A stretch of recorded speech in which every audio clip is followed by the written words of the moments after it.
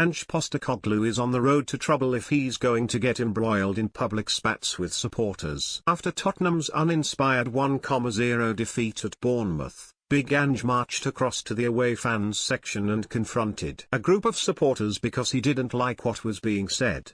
Sorry, but it goes with the territory that the punters are going to be unhappy with 6 defeats in 14 games and 10th in the table. And I don't understand who Postecoglou thought would benefit by arguing with the fans, certainly not him. You can't win in those situations, they are best avoided. The Spurs boss would be better served by solving the riddle of his team's inconsistency and finding a better balance between entertainment and winning football matches. Only Liverpool and Chelsea have scored more goals than Tottenham this season, but the balance doesn't seem to be right. Big Ange may have to sacrifice a bit of flair to make them more solid and more consistent. Look, I love the way his Tottenham teams play. It's never a dull watch. But if Postecoglou goes into a board meeting and tells the directors, don't worry, we're entertaining the fans, they are likely to return serve by pointing out Spurs are 10th and potentially missing out on £40 million of income if they don't finish in the top 4. Are Tottenham any closer to winning a first trophy in 16 years because they are enjoyable to watch? No. Are they any better off than they were last season, when they were top of the league after 10 games? No. Is 10th in the Premier League going to be good enough to keep the board and some of the fans happy? Probably not. At some point, surely Big Ange has to adapt his approach and sacrifice a little bit of swagger for more substance, because for every manager the holy grail is 3 points. Winning is what matters most in football.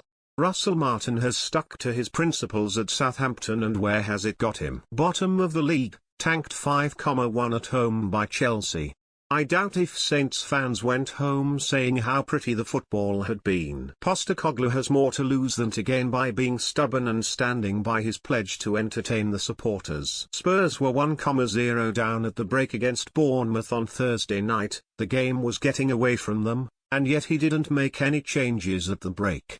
I've only been a manager 5 minutes, and he's not going to take much notice of a novice head coach in the Northern Premier League. But I've spent 32 years in football, and I recognized Macclesfield's shape and defensively minded wing backs were not working at Workington last weekend, so I changed the formation, threw on 2 wingers, took off my top scorer, and we won 1-0.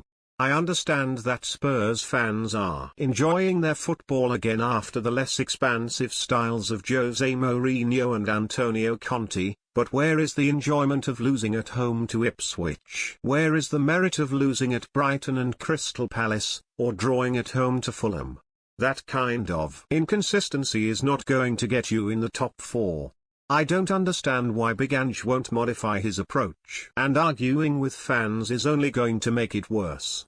Join our new WhatsApp community and receive your daily dose of Mirror football content. We also treat our community members to special offers, promotions, and adverts from us and our partners.